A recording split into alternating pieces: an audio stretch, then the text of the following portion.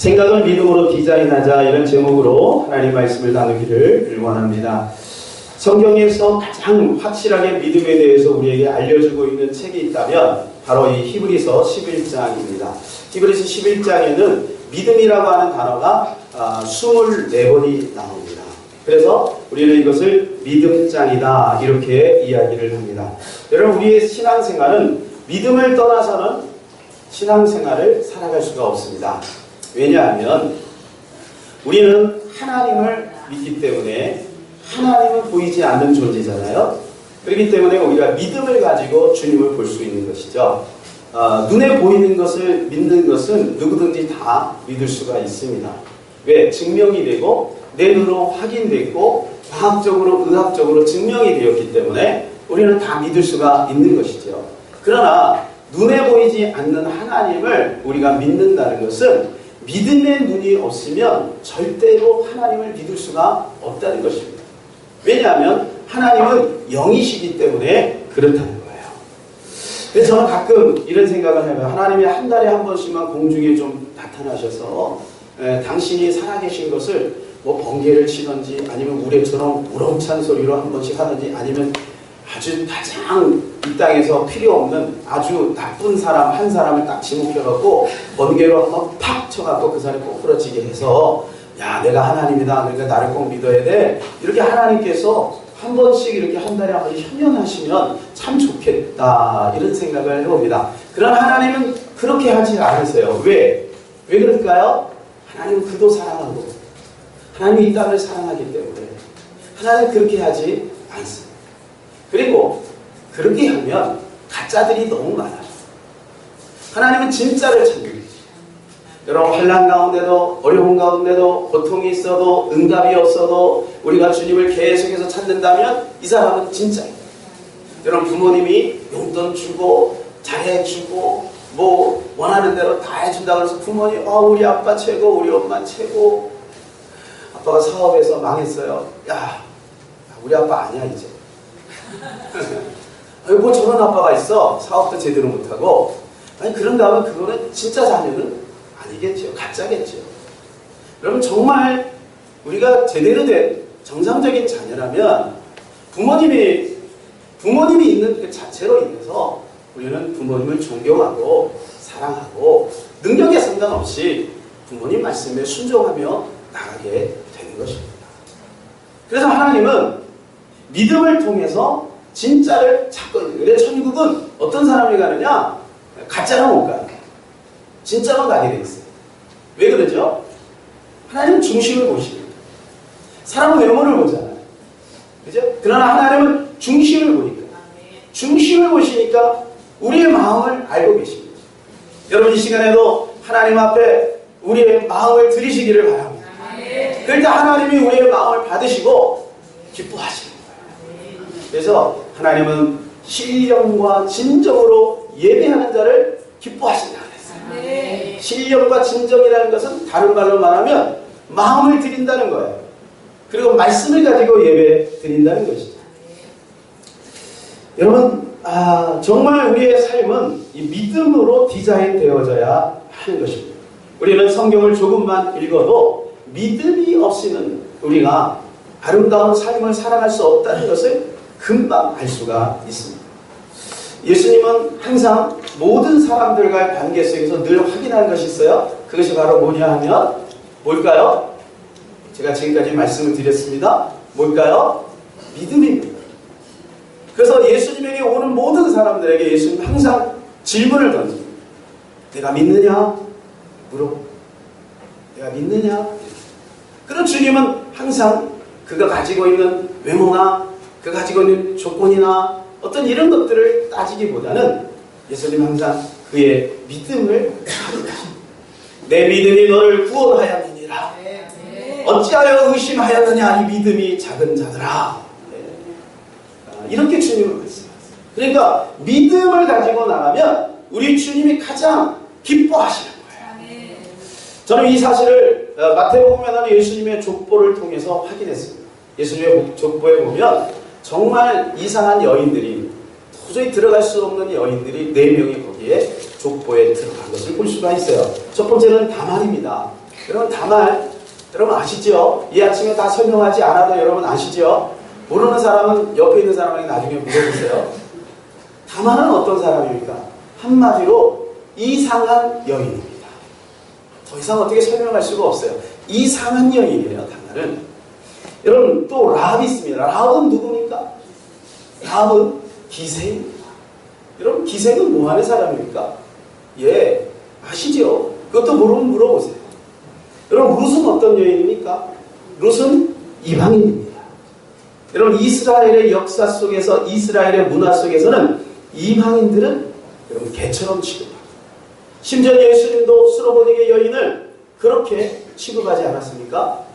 그런데 그 여인이 예수님의 족보에 들어간 거죠. 또 여러분 밧세바 알죠? 밧세바는 어떤 여인이에요? 밧세바는 여러분 썸씽이 있는 여인이에요. 예, 좀 이상한 여인이죠. 예, 이런 걸 볼 때, 야, 정말 어떻게 이런 사람이 예수님의 족보에 들어갈 수 있단 말인가. 그러면서 저는 이런 생각을 했어요. 저는 가문을 굉장히 소중하게 생각합니다. 가문을 보면 그 후손들의 모습들이 어느 정도 그려져요. 근데 예수님 안에서는 그것들이 새롭게 될 수 있는 가능성이 열려있지. 믿음으로 말미암아 되어지죠. 이 예수님 족보에도 마찬가지예요. 여러분 그 예수님의 가문을 쭉 하고 들어가면요, 쉽게 말해서 이 여인들을 통해서 볼 때 이런 말이 어울릴지 우리나라에서 가문에 대해서 안 좋은 가문에 대해서 얘기하는 거 있죠? 뭐라고 해요? 콩가루 집안. 여러분 그런 가문이에요. 도저히 입에 담을 수 없는 부도덕한 여인들이 거기에 들어갑니다. 그리고 그 중에서도 보면은요, 여러분 남자들 중에서도 얼마나 실패하고 얼마나 연약하고 얼마나 그냥 변덕쟁이고 그런 사람들이 있어요.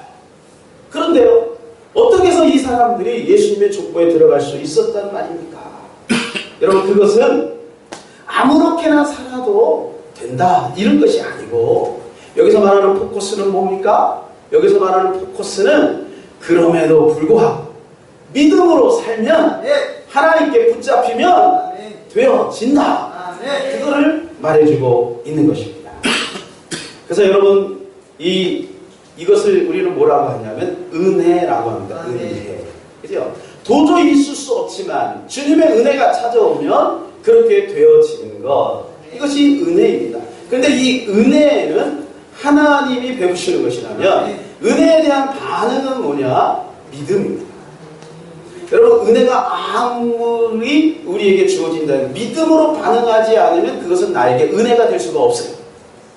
자, 은혜의 소나기가 막 내립니다. 은혜의 소나기가 막 하늘에서 막 내리는데, 여러분 우리의 그릇을 이렇게 엎어놓으면 그릇에 물 한 방울도 들어가지 않아요. 반응이라고 하는 것은 아주 간단한 것입니다. 주님을 향하여 열어놓는, 마음을 열어놓는, 이 시간에도 여러분의 마음을 주님께 열어놓으시기를 바랍니다. 그때 여러분의 마음에 은혜가 채워지는 거야. 그러면 안 되는 것도 되게 됩니다. 걸린 것도 여러분 자유를 얻게 됩니다. 질병에서도 해방을 얻게 되는 것입니다. 관계도 풀리게 됩니다. 물질의 복도 오게 됩니다. 자녀의 복도 오게 됩니다. 아멘 한 사람에게 그런 복이 임할 줄로 믿습니다. 지금 한 사람 말고 아까 한 사람. 네. 하나님의 복은 항상 준비되어 있어요. 근데 문제는 뭐냐? 내가 어떻게 반응하느냐가 중요한 거야. 이게 바로 뭐냐? 믿음인 것입니다. 그래서 주님은 항상 우리에게 요구하는 것이 바로 내가 믿음이 있는가? 그걸 보는 거예요. 그걸 보는 거예요.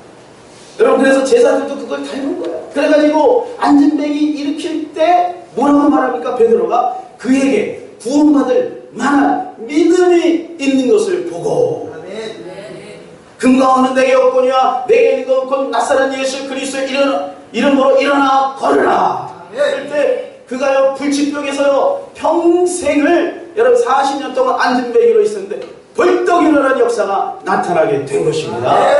그러니까 믿음을 중요한 거예요. 믿음. 여러분 이 시간에 믿음으로 주님을 바라보시기를 바랍니다. 세상에는요 딱 세 종류의 사람이 있어요. 세 종류. 하나는 예수님을 모르는 사람. 그죠? 예수님 모르는 사람은 요 교회 밖에 있는 사람들이죠. 그리고 또 한 종류는 예수님을 아는 사람. 예수님 아는. 여러분 다 예수님을 알 줄로 믿습니다. 예수님 다 알죠. 예. 세 번째는 어떠냐? 예수님을 알고 믿고 따르는 사람. 예수님을 아는 것도 굉장히 소중한 일입니다. 왜? 예수님을 아는 것이 영생이니까. 그러나 여러분, 우리 주님이 우리에게 원하시는 것은 단지 예수님을 아는 것으로 끝나는 것이 아니고 예수님을 알 뿐만 아니라 예수님을 믿고 따르고, 그래서 내가 한 일을 너희도 할 것이요 나보다 더 큰 일을 하리라고 하는 주님의 말씀이 우리 가운데 이루어지는 것을 주님은 원하신다는 거예요. 이게 바로 믿음의 사람인 거예요. 믿음의 사람인 거예요. 저와 여러분이 그러한 놀라운 일을 이루어 나갈 줄로 믿습니다. 이 교회가 그러한 역사를 이룰 줄로 믿습니다. 우리 후대들이 앞으로 각 이제 부서마다 요소마다 가서 이런 믿음의 역사를 나타낼 줄로 믿습니다. 여러분, 믿음이 왜 중요할까요? 믿음이 없으면 우리 하나님을 슬프게 해요. 하나님을 슬프게 해요. 마가복음 16장 14절 우리 다 같이 한번 읽어볼까요? 시작. 후에 11여자가 음식 먹을 때 예수께서 그들에게 나타나사 그들의 믿음 없는 것과 마음이 완악한 것을 꾸짖으시니 이는 자기가 살아나는 것을 본 자들의 말을 믿지 아니함이라. 그들은요, 믿음이 없었어요. 특별히 누가 믿음이 없습니까? 도마가 믿음이 없어요. 예수님이 부활했다는 소식을 자기가 직접 보지 않았어요. 여러분, 나머지 모든 제자들이 다 봤어요. 여인들도 다 봤어요. 증거를 합니다. 근데 여러분, 무슨 배짱으로 안 믿어?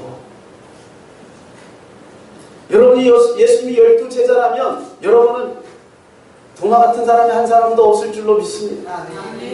김 집사님이 예수님 부활하셨대.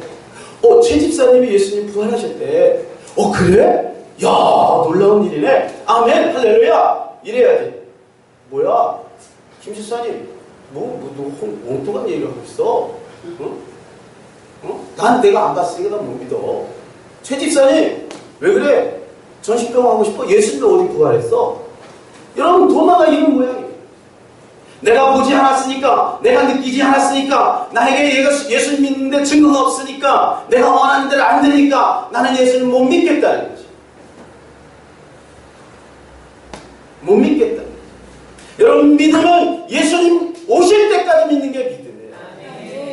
어제 믿고 오늘 안 믿으면 믿음 없는 거예요. 어렵기 때문에 마음을 접는 건 믿음 없는 거예요. 마음이 왔다 갔다 하는 건 믿음이 없는 거예요. 여러분, 진짜 믿음이 있으면 비바람이 불어도, 환란이 와도, 어려움이 와도, 질병이 와도, 물질이 떨어져도, 대학에 떨어져도, 공부해도 믿는 게 믿음인 거예요. 그럴 때 하나님은 그 사람을 통해 놀라운 일을 이루어 나가시는 것입니다. 여러분, 이 믿음의 원리가 얼마나 중요합니까? 제가 로마서를 읽으면서요, 이 믿음의 원리를 발견했어요. 어제 로마서를 쭉 묵상하는 가운데 믿음의 원리를 발견했어요. 그래서 제가 도표로 한번 딱 만들어 봤는데 한번 보실까요? 이게 아니에요. 이게 도표가 아니에요. 이거예요. 이 도표를 이렇게 보시면 여러분, 가운데 뭐가 있어요? 그리스도가 있어요. 그리스도는 모든 생명의 씨앗입니다. 핵심입니다. 여러분, 씨앗에도 핵이 있죠. 그죠? 이 씨앗의 핵심이에요. 이 씨앗. 그래서 그리스도가 있기 때문에 나머지 모든 생명력이 있게 되는 것입니다. 근데 우리가 살다 보면요, 어려움도 오게 되고 환란도 오게 되고, 그죠? 문제가 와요. 그때 하나님의 은혜가 덮이고 성령이 우리를 도와줌으로 점점 우리는 확산되어져 가는 거예요. 어디까지? 천국까지 나가는 거예요. 그래서 여기 사랑의 하나님의 나라라고 되어 있습니다. 이것은 이 땅에서의 하나님의 나라와 그 다음에 영원한 하늘나라를 뜻하는데, 이 하나님의 나라가 우리 안에서 계속해서 성취되어지는 사람, 이 사람을 뭐라냐면 예수님을 아는 것으로만 끝나는 것이 아니라 예수님을 알고 믿고 따르는 사람. 다른 말로 제자. 그죠? 근데 이것이 어떻게 해서 계속해서 하나님의 나라가 연결되어지느냐? 전도를 통해서 이루어지게 됩니다. 여러분, 여기에서 내 스스로 딱 태어나서 그냥 이게 걸음마 하면서 알아서 교회 나온 사람 있습니까? 없어요. 한 사람도 없어요. 그죠? 있나 봐요. 그죠? 없어요.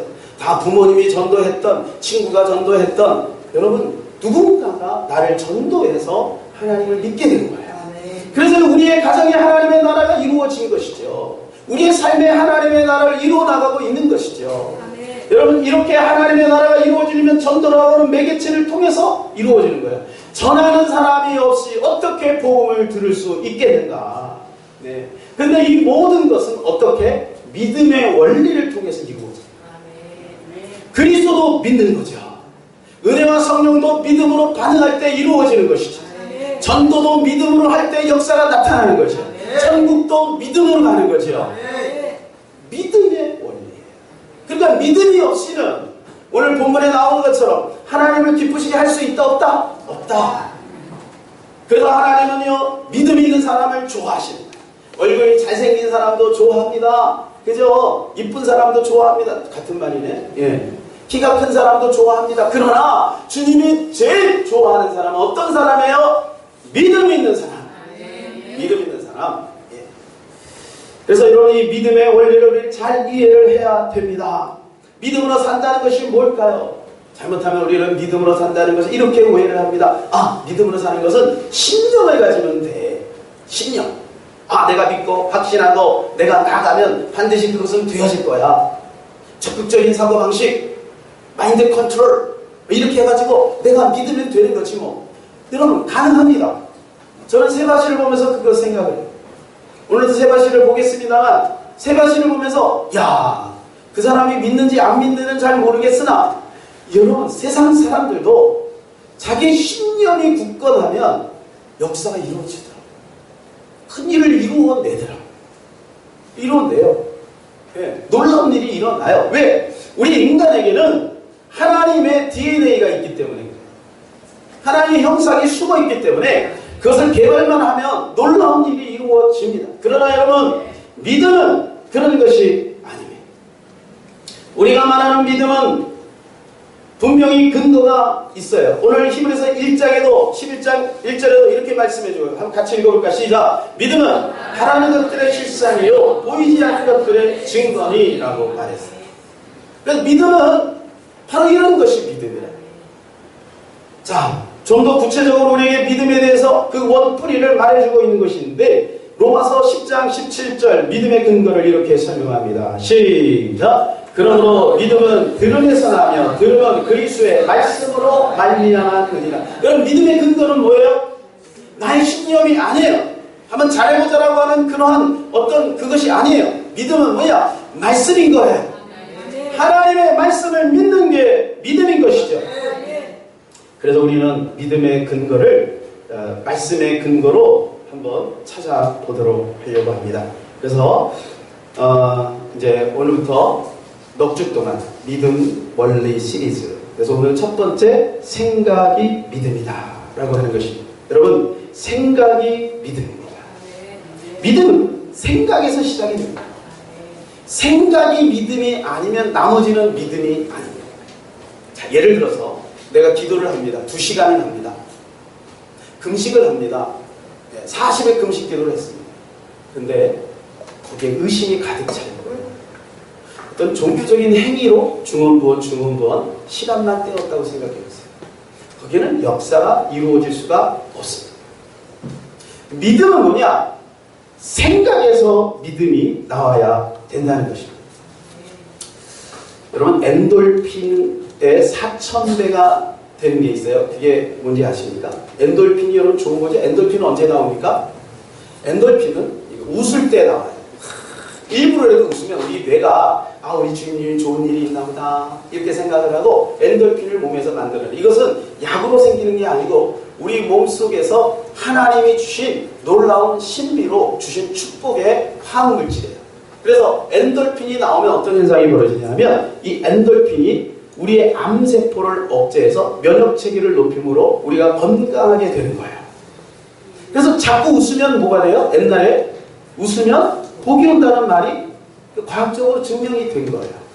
웃으면 복이 오고 웃으면 잘 되는 거야. 여러분 길거리 가는데 인상을 찌푸고 입고 이렇게 가는 사람과 방긋방긋 웃으면서 이렇게 미소를 지고 가는 사람과 어떤 사람하고 대화를 나누고 싶어요? 여러분 남자친구 여자친구가 있어요. 이렇게 방긋방긋 웃는 사람하고 매일같이 시무룩하고 짜증내고 인상 쓰고 그런 사람이 있다면 여러분 어떤 사람하고 교제하고 싶어요? 두말하면 잔소리죠. 여러분 웃는 사람에게는 사람이 모이게 되고 물질이 오게 되고 일이 잘 되게 되고 관계가 풀리게 되어 있는 거예요. 그래서 일부러라도 자꾸 웃게 되면은요 내 스스로도 건강을 유지하게 되고 여러분 복이 오게 되는 것입니다. 그런데 이 엔돌핀의 4000배가 되는 것인데 그게 뭐냐? 다이돌핀이에요. 다이돌핀. 여러분 아시죠? 너무 상식적인 이야기를 제가 말씀드려서 죄송합니다. 이 다이돌핀은 뭐냐? 엔돌핀의 4000배가 나는데 이 다이돌핀이 탁 나오게 되면 우리 몸 이 암세포를 잡아먹는데 그게요. 암세포를. 그런데요. 그러면 이제 어떤 사람은 생각할까요? 우리 젊은이들은 목사님 나는 건강해요. 엊그제 건강 진단을 했는데요. 나는 암이 없어요. 그러니까 다이돌핀 별로 필요 없어요. 이렇게 생각할 수 있으나 여러분 암세포는요. 하루에 5,000개씩 생긴대요. 그냥 생긴대요. 근데 이 면역체계가 고장이 나면 암세포가 우리의 다른 세포들, 좋은 세포들을 잡아먹어서 거기에 종양을 만들게 되고 그래서 그게 암으로 발전을 하게 됩니다. 그러니까 암이 생기지 않도록 하나님 우리를 보호하시니까 우리가 건강한 거거든요. 그런데 이 다이돌핀은 뭐냐? 이 암세포를 집중적으로 공략한다는 거예요. 그러니까 여러분 다이돌핀이 필요하겠죠. 그럼 다이돌핀은 엔돌핀은 웃을 때 나온다면 다이돌핀은 언제 나오겠습니까? 아시는 분 있으세요? 다이돌핀은 감동을 받을 때, 감동. 다이돌핀은 깨달아질 때. 지금 이런 사람한테 지금 다이돌핀이 나오거든요. 아멘한 사람이 지금 다이돌핀이 나오거든요. 그래서 여러분, 그래서 목사님들이 오래 살아요. 목사님들이 오래 사는 거예요. 여러분 깨달음, 여러분 이 시간에 이 깨달음, 믿음에 대한 깨달음이 있기를 바랍니다. 생각의 믿음이 얼마나 중요한지를 우리에게 알려주는 게 마가복음 5장이에요. 혈루증 여인 예수님께 왔습니다. 그의 옷자락만 만져도 내 병이 고쳐질 거라고 믿고 여러분 사람을 해치고 가서 그 불치병 혈루증을 고침을 받습니다. 그때 예수님께서 그 여인에게 이렇게 말씀합니다. 마가복음 5장 28절 다같이 시작. 이는 내가 그의 옷에만 손을 대어도 구원을 받으리라. 뭐 했다고요? 뭐 했다고요? 생각. 생각에 믿음을 넣은 거예요. 여러분 우리의 생각에 믿음의 스파크가 있기를 바랍니다. 그래서 반대로 생각이 잘못되면 큰 낭패를 이루게 되는 거예요. 생각에 믿음이 사라져버리면 낭패를 경험하게 되는 거예요. 베드로가 예수님에게 꾸중을 듣는 사건이 있습니다. 예수님이 당신의 순환에 대해서 이야기를 하잖아요. 그랬더니 베드로가 예수님 안 됩니다. 그랬죠? 그때 예수님이 베드로를 향해서 뭐라고 말씀합니까? 그래, 사탄아 내 뒤로 물러가라. 여러분 이게 좀 너무한 거 아니에요? 아니 어떻게 자기 수제자에게 제자에게 사탄이라고 말할 수가 있겠습니까? 사탄아 내 뒤로 물러가라. 저처럼 이게 점잖하게 말했겠습니까? 아마 예수님이 큰 소리로 말했을 거예요. 여러분 축사하는 사람이 어디 조용조용히 말합니까? 크게 말하잖아요. 사탄아 내 뒤로 물러가라. 아마 그렇게 예수님이 크게 이야기했을 거예요. 베드로는 깜짝 놀랐을 거예요. 제자들도 충격을 받았을 거예요. 왜 그랬을까요? 마가복음 8장 33절 우리 다같이 한번 읽겠습니다. 시작. 예수께서 돌이키사 제자들을 보시며 베드로를 꾸짖어 이르시되 사탄아 내 뒤로 물러가라. 내가 하나님의 일을 생각하지 아니하고 도리어 사람의 일을 생각하는도다. 그 생각 속에 역사는 어둠의 영을 향해서 몰아요. 베드로라는 인격체를 향해서 예수님이 사탄아라고 말한 게 아니라 그 생각 속에, 여러분 우리의 생각 속에 믿음이 빠져버리면 잘못하면 이러한 일이 일어날 수도 있다는 거예요. 좀 더 여러분 충격적인 일을 여러분이 말씀드리겠습니다. 여러분 가룟 유다가 예수님을 팔았습니다. 그때 성경은 뭐라고 말씀해주고 있습니까? 뭐라고 말해주고 있습니까? 그 생각에 예수님의 팔 생각을 사탄이 뭐 했다고요? 넣었다. 그래서 저는 이 내용을 읽으면서 그 다음부터는 어떻게 생각하냐 하면 여러분도 한번 그렇게 생각해 보시기 바랍니다. 내가 지금 떠오르는 그 생각이 무조건 다 내 생각은 아닐 수도 있다. 한번 따라서 지금 떠오르는 그 생각이 무조건 내 생각이 아닐 수도 있다. 여러분, 가룟유다가 예수님을 팔게 된 동기는 생각이 오염이 된 거예요. 나도 모르는 사이 그 생각 속에 악한 사단이 역사한 거예요. 그래서 성경은 분명히 그 사탄이 마귀가 그 생각에 예수를 팔 생각을 넣었다는 거예요. 거기에 굴복이 돼버리고 만 것이지. 그래서 우리는 항상 말씀의 거울에 자기의 생각을 한번 비춰봐야 돼요. 살짝 비춰보면 금방 알아요. 딱 말씀의 거울에 비추면요, 말씀의 그 거울에 까만색으로 나오는지 하얀색으로 나오는지 금방 알아요.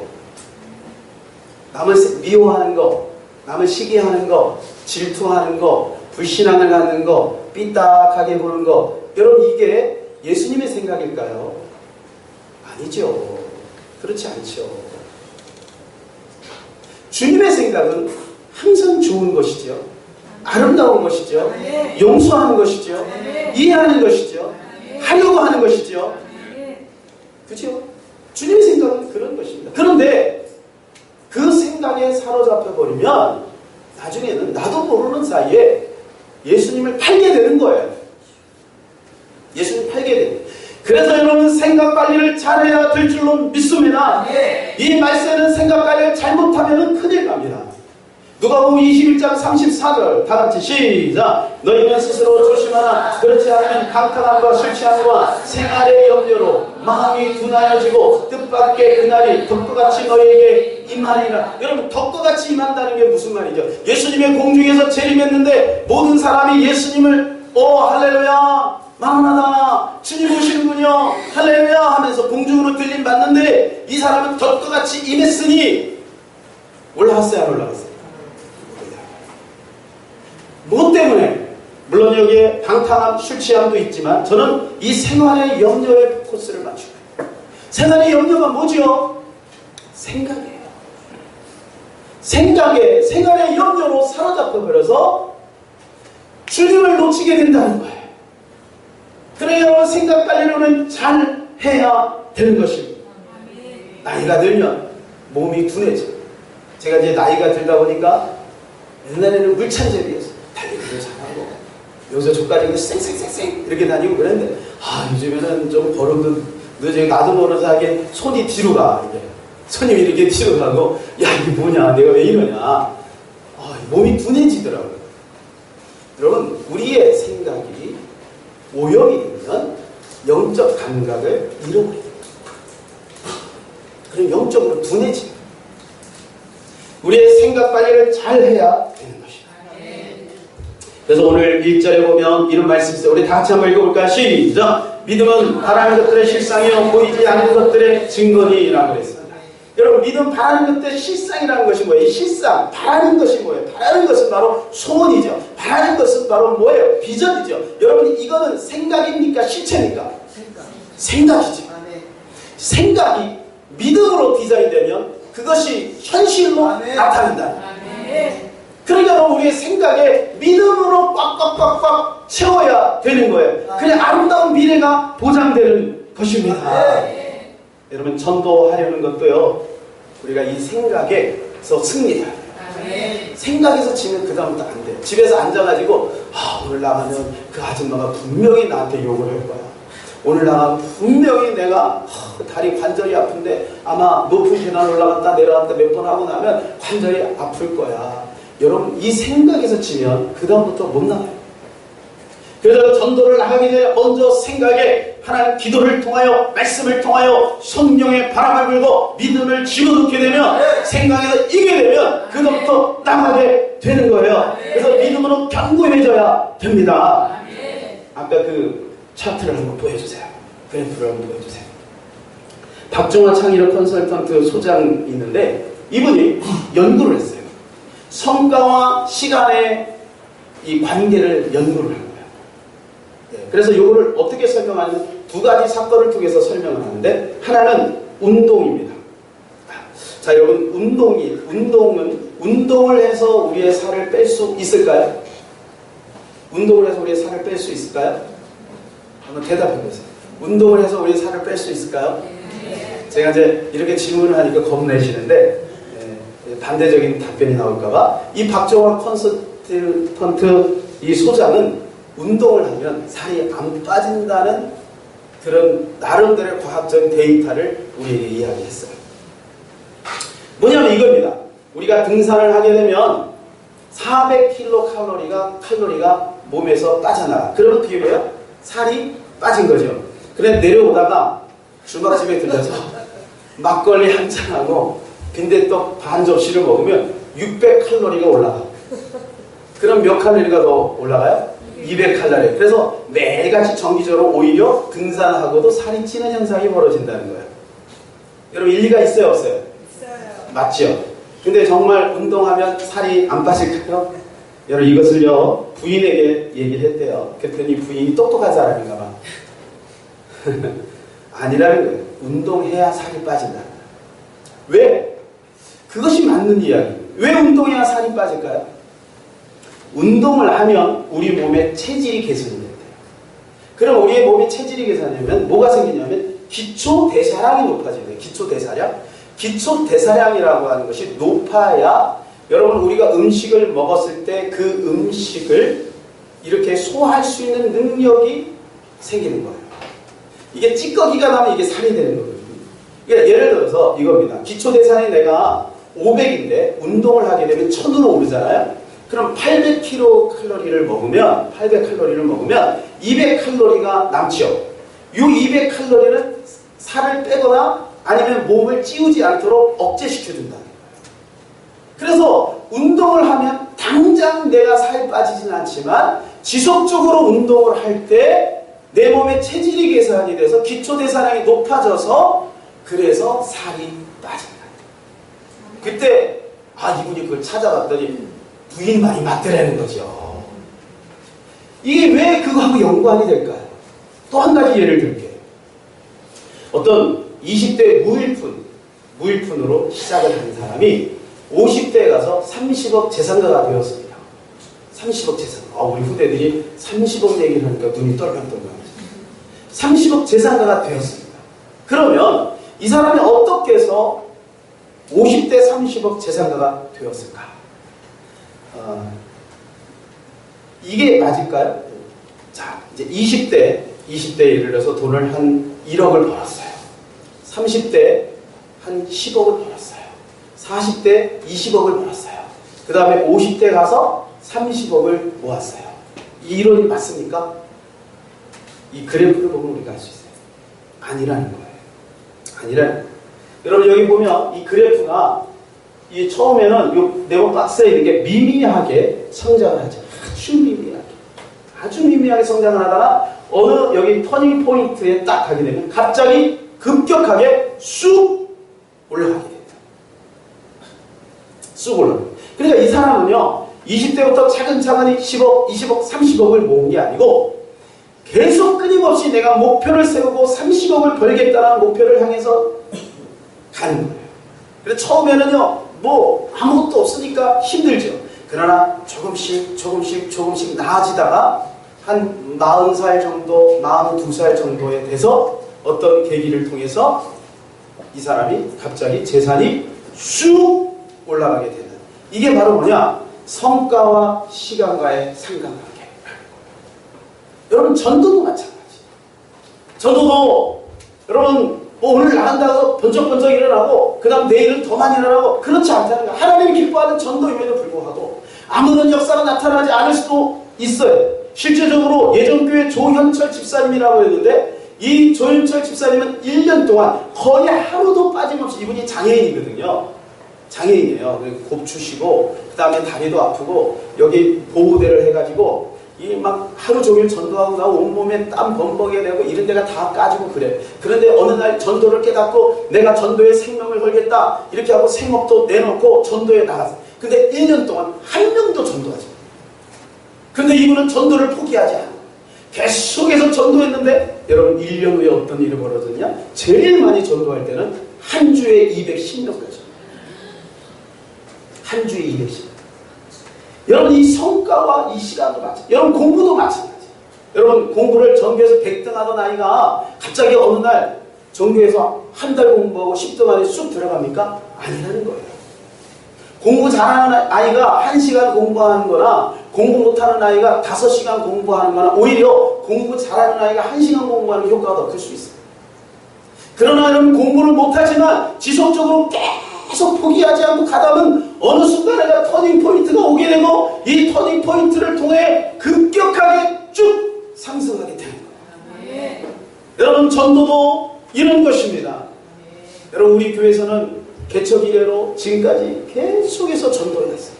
지금도 주중 전도팀은 화요일날, 목요일날 1시부터 4시까지 전도해요. 어제도 우리 집사님들 멀리서 부침개 준비해가지고 오셔가지고 열심히 전도하셨어요. 뭐 전도한다고 뭐 그렇게 크게 달라지는 건 없어요. 그러나 여러분 우리 교회가 이 전도를 포기하지 않고 생명을 살리고 영혼을 살리는 일을 포기하지 않고 계속해서 단순지속 반복해서 나간다면 분명히 하나님께서 이 터닝 포인트, 다른 말로 비등점, 물이 끓는 그 시간, 100도가 끓을 때까지는 아무런 징조가 없다가 여러분 100도가 되는 순간 부글부글 끓는 것처럼 이러한 역사가 분명히 나타나게 될 줄로 믿습니다. 우리 가정에도 그러한 역사가 나타나게 될 줄로 믿습니다. 우리 자녀도 그렇게 될 줄로 믿습니다. 우리 부모님들이요 실망하지 마세요. 아무리 기도 그래도 우리 자녀가 안 변화가 같아도 아니라는 거예요. 지금 변하고 있는 거예요. 대나무가 뿌리를 내리기 위해서 지금 뿌리를 내리고 있는 거예요. 시간이 되면 대나무는 쑥쑥 성장하게 되는 거예요. 하나님 우리 교회를 통해서 그러한 역사를 여러분의 가정을 통해 그러한 역사를 이루어 나가실 줄로 믿습니다. 할렐루야. 우리 한번 기도합시다. 말씀을 생각하면서 하나님 믿음의 원리 생각을 믿음으로 디자인하기를 원합니다. 다 같이 기도합니다. 하나님 아버지